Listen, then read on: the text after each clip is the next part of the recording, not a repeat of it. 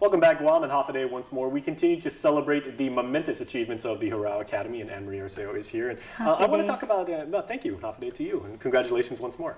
All right, well, let's talk about the approach that you've always taken and the strategy to make sure that people learn the Chamorro language in your approach the right way. And you've always believed that to be through immersion, which kind of is a little bit different than maybe like other approaches, like, you know, maybe like, say what Rosetta Stone would do and everything like that. But why is immersion the perfect way to learn Chamorro? Actually, they use immersion also, but the idea is to create environments so that the kids practice every moment, every day. The target language is used maximally, and you know, that's what's happening. We learned it naturally growing up.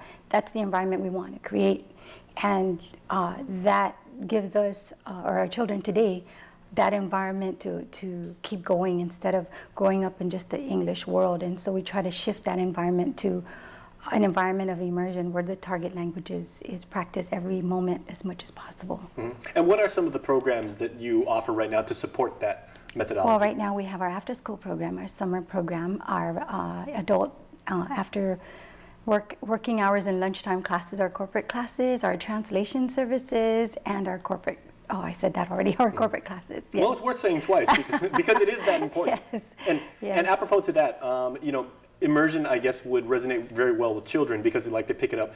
At the corporate level, is it also as well received, you know, from like maybe people it's that are a always little bit easier. older? It's always easier to teach children than it is to teach adults. You're used to learning like the traditional academic ways. You know, you learn an alphabet and then you learn verb conjugation and things like that and everything. But how have the adults picked it up? In a natural way. Also, we use Excellent. more immersion, except they have more questions than the kids do, you know. The children usually just take it and practice it, whereas as opposed to that, the adults kind of ask a lot of questions structurally, and so we have to go with that and just go with the flow. Mm-hmm. But other than that, it's immersion altogether. Mm-hmm. Yeah. Now, looking forward, as you always are, and you're looking ahead, what's next?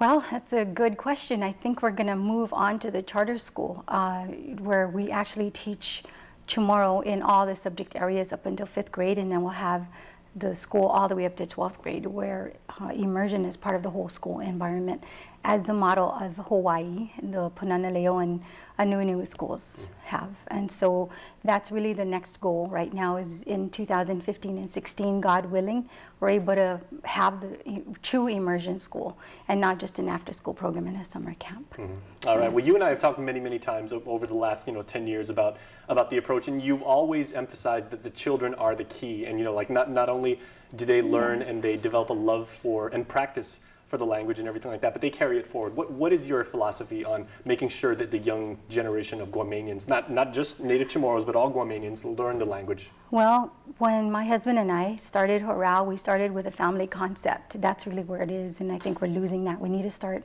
as family, and I think our family was a great model in Hurao in making that happen. And so what we need to do as a people now is we need to come together. We need to put our differences aside. I think we're running out of time, and we need to have the kids be our motivation and our conviction of why we need to overcome our differences, put them aside, forgive each other, heal from that, and that way we can move forward and hold hands and work together. And like, the kids sang earlier, Zangin, Hita, Mandanya, if we hold on together, we can do this. Mm-hmm. We can beat this, and we have very little time left. And so I appeal to our people, please think about our children and their future. Our time is very short, and so whatever we have to do, we need to put it aside and come together as a people, love each other, forgive each other, heal. And the kids, we have to do it for the kids. We have to do it for them. They're all we have left. They're the future. All right, well, we are going to feature some of those amazing, talented children who will celebrate our language when we return right after this. Chief Hurao Academy, 10 years of making a difference. Tasigihat Manhongi. To make a donation to this wonderful organization, please visit GoFundMe.com and search for Azuda Hurao. That's AYUDA HURAO. You may also visit them at the Chamorro Village or call 472-5